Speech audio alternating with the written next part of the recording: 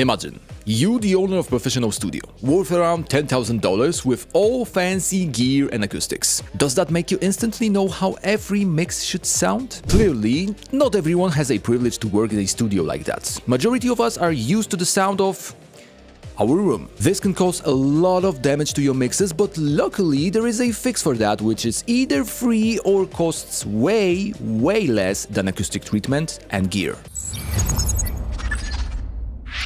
The way that your speakers reproduce audio is highly related to your studio space, echoes and reflections. That causes boosts and dips across the frequency spectrum. The adjustments you make are not exactly tailored to your mix. Instead, you compensate for acoustic issues. You can make great sounding mixes like that, but they will sound good only in your room. It gets even worse if you open session and try to tweak things without an idea in your mind. That idea is your sonic target, which we like to call reference. You can start by listening to your favorite mixes on your studio equipment. Getting your ears used to the great sounding tracks before you start to mix may seem like too simple to be true advice, and you're right, it has some drawbacks. You and I can't remember exactly how great mix sound, especially if we have something opposite or unfinished to work on. Using reference plugin is a whole different story. You get access to quick A/B tests at any given point.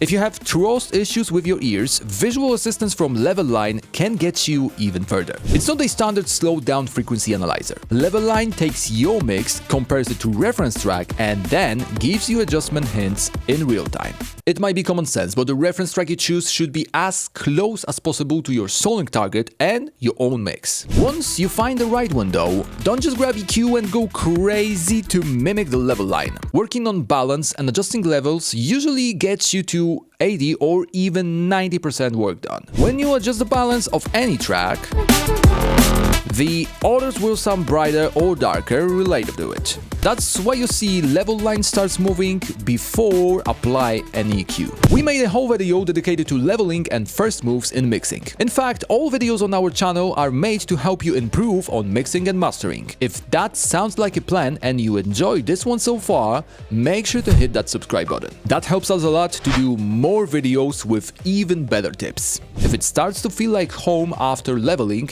now it's time to bring EQ to the party. As long as you can be sure about removing low-end rumble from instruments or vocals, you may struggle to find problematic areas or a room for improvements. With a good and matching sonic target in reference, you can start auditioning individual frequency ranges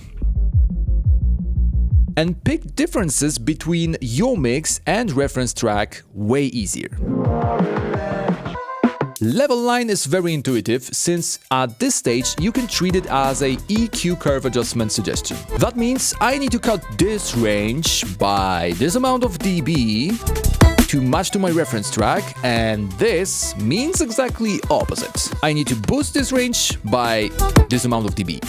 You get the idea. Reference helps a lot in this case, but Mixroom makes things even easier. Keep in mind that you can try all of our plugins for free on our website. Mixroom has a tonal balance matching algorithm. It also analyzes your sounds, but then gives you exact frequency bands to match to your reference. You can use it on a whole mix or individual instruments, either by choosing your own files as target source or trying our presets. We analyze many professionally recorded stems to create those. If you have troubles finding your own stems, try downloading free packs from remix competitions, reach out to other producers, or simply export them from your own mix that you like the sound of. This all will get you on the right track, give you great starting point, and make you focus less on acoustic issues in your studio. Although, don't be obsessed by matching one-to-one to your reference. It is better than having no idea about your sonic target, but at the end of the day, it is you sitting in your mixing spot and creating your own unique sound. If you want to get more details on how to analyze your audio and reference while mixing and mastering, then click this video next.